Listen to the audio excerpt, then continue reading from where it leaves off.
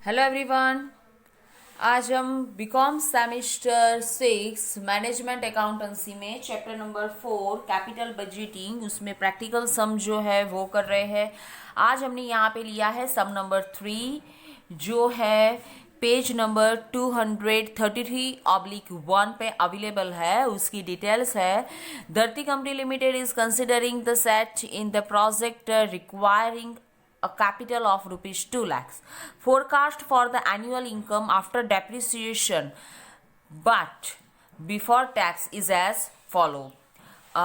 Depreciation may be taken at 20% on the original cost and the taxation at 50% of net profit.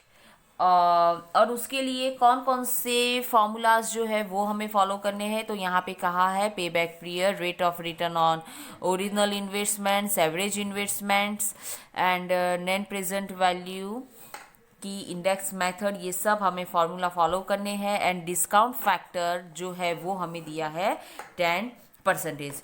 तो यहाँ पे भी हमें जो कैश फ्लो दिया हुआ है वो after depreciation and before tax दिया हुआ है। तो हमें पहला कॉलम जो है वो प्रॉफिट आफ्टर डेप्रिसिएशन का होगा, दूसरा होगा टैक्स, फिर होगा प्रॉफिट आफ्टर टैक्स, फिर depreciation, cash flow, discount rate and last present value. Profit after depreciation details हमें दी हुई है, तो उस हिसाब से 5 ईयर्स की जो डिटेल्स है हमें वैसे के वैसे ही मेंशन करनी है। उसके बाद जाके कहा है कि टैक्स की प्रोविजंस जो है वो हमें 50% करनी है। तो मतलब कि प्रॉफिट आफ्टर डेप्रिसिएशन जो दिया हुआ है उसके 50%, दैट्स मीन्स 1 लाख के 50%, मतलब कि 50,000। Again 1 lakh into 50%, so amount होगी 50,000। 80,000 के 50% मतलब कि 40,000, और रेस्ट ईयर के भी वैसे ही कैलकुलेशन करना है। उसके बाद थर्ड नंबर का कॉलम जो है वो है प्रॉफिट आफ्टर टैक्स। तो वो कैसे ढूंढेंगे, तो profit after depreciation minus tax, मतलब कि column number 1 minus column number 2। तो आंसर हमें मिलेगा profit after tax, that's means column number 3, मतलब कि 1 लाख माइनस 50,000, आंसर होगा 50,000। 1 lakhs minus 50,000, again 50,000, 80,000 minus 40,000 मतलब 40, 80 minus 40, 40, 40,000 minus 20,000, again है 20,000।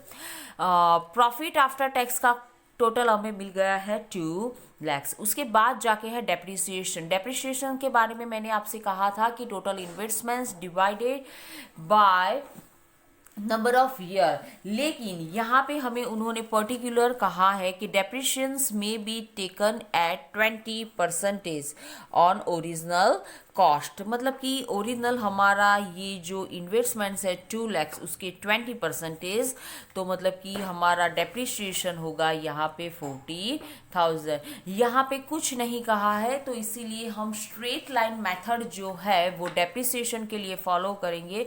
तो 5 ईयर्स के लिए डेप्रिसिएशन 40,000 हम रख देंगे। उसके बाद है कैश फ्लो। मैंने आपसे पहले भी कहा था कि कैश फ्लो है वो कैसे मिलेगा, तो प्रॉफिट आफ्टर टैक्स की अमाउंट प्लस डेप्रिसिएशन। तो इससे हमें कैश फ्लो का कॉलम मतलब कि कॉलम नंबर 5 मिलेगा, मतलब कि 50,000 प्लस 40,000 अमाउंट होगी 90,000। अगेन अमाउंट सेम होगी 90,000। 40,000 प्लस 40,000 80,000, 40,000 प्लस 40,000 80,000, 20,000 प्लस 40,000, आंसर है 60,000। डिस्काउंट रेट के फैक्टर्स हमें दिए हुए हैं, वहां पे हमने लिख दिया है। प्रेजेंट वैल्यू कैसे ढूंढना है, तो cash flow into discount rate, 90,000 into discount rate amount, ये रेस्ट ईयर के लिए भी वैसे ही कैलकुलेशन करना है। और प्रेजेंट वैल्यू की टोटल हमें यहाँ पे मिल गई है 3,08,130। ओके, अब पे बैक पीरियड। पे बैक पीरियड जो है वो हमें कैसे ढूंढना है, तो देखिए हमारा टोटल इन्वेस्टमेंट्स जो है वो है 2 lakhs का।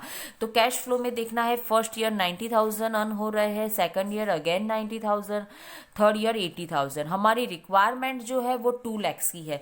90,000 90,000 मतलब कि 1,80,000 तो हमें 2 ईयर्स में ही मिल गए हैं। अब रेस्ट अमाउंट जो है मतलब कि 20,000 वो 3rd ईयर में हमें लेनी है, तो वो कैसे ढूंढेंगे? तो मैंने आपसे पहले भी कहा था कि ऐसे इक्वेशन लिख सकते हैं कि 3rd ईयर में हमें टोटल कितनी अमाउंट कैश फ्लो मिली है, 80,000। इक्वेशन ऐसे भी बना सकते हैं कि 80,000 अगर हम 12th मंथ में अर्न कर पा रहे हैं तो 20,000 जो हमारी रिक्वायरमेंट है वो कितने ईयर में कितने मंथ्स में हम उसे अर्न कर पाएंगे। तो आंसर हमें मिलता है 3 मंथ्स। तो ये हमारा आंसर होगा 2 ईयर्स एंड 3 मंथ्स। ऐसे भी आप लिख सकते हैं कि 20,000 जो रेस्ट अमाउंट जो अभी हमें अर्न करनी है, तो 20,000 और 3rd ईयर में हमें टोटल गेन हुआ है 80,000 का, तो 20,000 डिवाइडेड बाई 80,000, तो आंसर हमें मिलता है 0.25।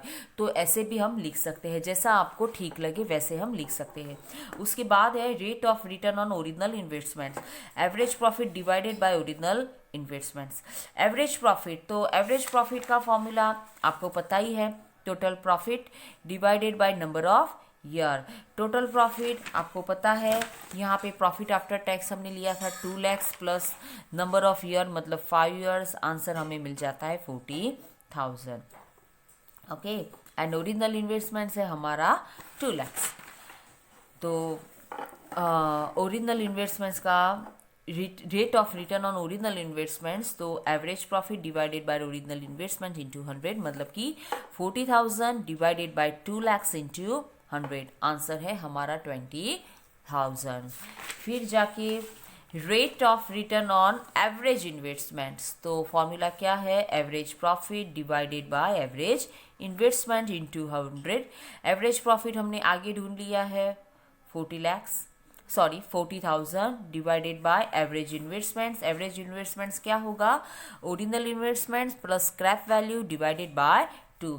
ओरिजिनल इन्वेस्टमेंट्स है हमारा 2 lakhs, स्क्रैप वैल्यू नहीं है तो डायरेक्ट ही ले लेंगे डिवाइडेड बाय 2, तो हमें एवरेज इन्वेस्टमेंट्स यहाँ पे मिल जाएगा 1 lakhs।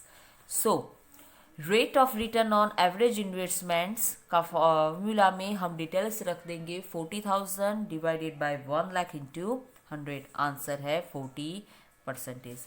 नेट प्रेजेंट वैल्यू का formula present value minus investments, present value 3,08,130 minus investments 2 lakhs, तो हमारा नेट प्रेजेंट वैल्यू है 1,08,130।